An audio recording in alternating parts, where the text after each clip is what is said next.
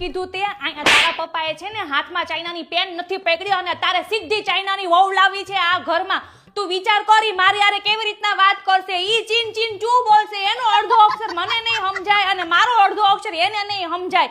તારે વંડીટ ઠેકવી હતી તો આજુબાજુ વાળાની ઠેકવી હતી ને ન્યા તાર ડોહું કોને જવાનું કીધું તું.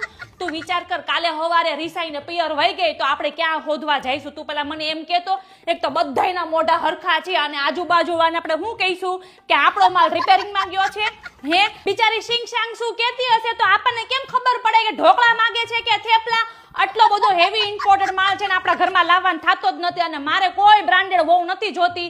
મેં જ્યાં નક્કી કર્યું છે ત્યાં તારા લગ્ન થશે. ઠેકડા માર કે ગમે એ કર. જો દુનિયાનો નિયમ છે, ચાઇનાનો માલ ચાલ્યો તો ચાંદ સુધી, નકર તો સાંજ સુધી. એટલે આપણા કોઈ ધંધીના કરવા નથી થતા. તું આજે તે છે ને અલીબાબાની વેબસાઈટ પરથી તે પાર્સલ મંગાવ્યું છે ને, આજ સાંજ સુધીમાં છે ને તું રિટર્ન કરી દે, નકર તો તારા હારાવાટ નથી. આજકાલની છોકરીઓ પિયરે જાય ને તો આપણને આશ્વાસન રહે કે 2 દીમાં પાછી આવી જાય. આ તો જાહે ને તો એની કોઈ ગેરંટી નથી કે પાછી આવશે કે એમ. જો તું આ મેડ ઇન ચાઇના ને રિટર્ન કર, નકર મને તાર પપ્પાને છે ને હિમાલય ભેગા કરી દે. મારે કાંઈ ગાયત્રી મંત્રની જગ્યા પર કુંફુ સાંભળવાનું નથી થતું રોજ સવારે. આપણા ઘરમાં છે ને બધાય હાથેથી ખાય છે અને ઈ લોકો હાટેકડાથી ખાય છે. તું વિચાર કર, ઈ વઘારેલી ખીચડી કેવી રીતના ખાહે? ઈ લાકડાથી ખાહે ને તો હાંજ પડી જાહે અને અડધા લોંદા નીચે પડશે. ઈ તો અલગ.